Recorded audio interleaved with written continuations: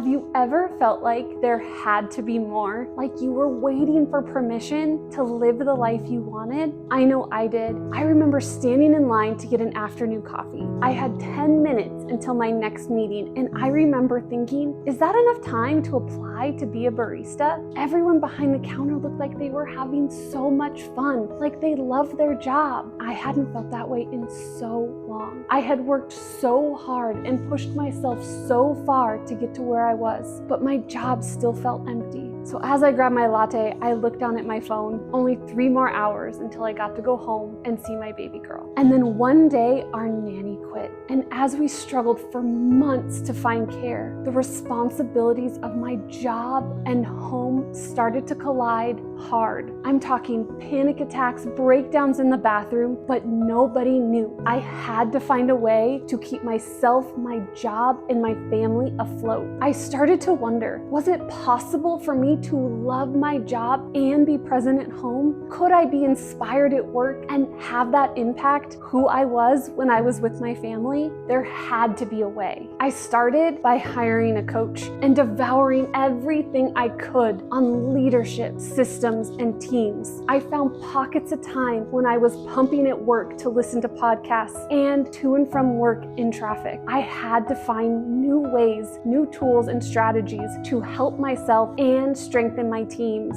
I found women in leadership inside and outside my org who encouraged me to keep going, keep pushing, and above all else, find my internal worth. And it worked. 2 years later, I was pregnant with twins, and I had never felt as confident in who I was at home and at work and the value I was bringing to both. Then a funny thing happened.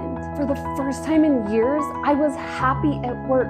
I felt grounded at home. All that growth, all that coaching had changed the path I was on. I couldn't just stop at improving myself as a leader. I knew I had to help other women amplify the way they led as well. So I quit. And the biggest thing I've learned as a coach is that you don't ask people to go through things that you haven't worked through yourself. So I do this work with my clients and myself every day. And through my healing, I've realized that I don't need permission to lead, and neither do you. So back to that coffee. If you're standing in line, waiting for permission, this is your sign. You can have the future you want. You just have to build it.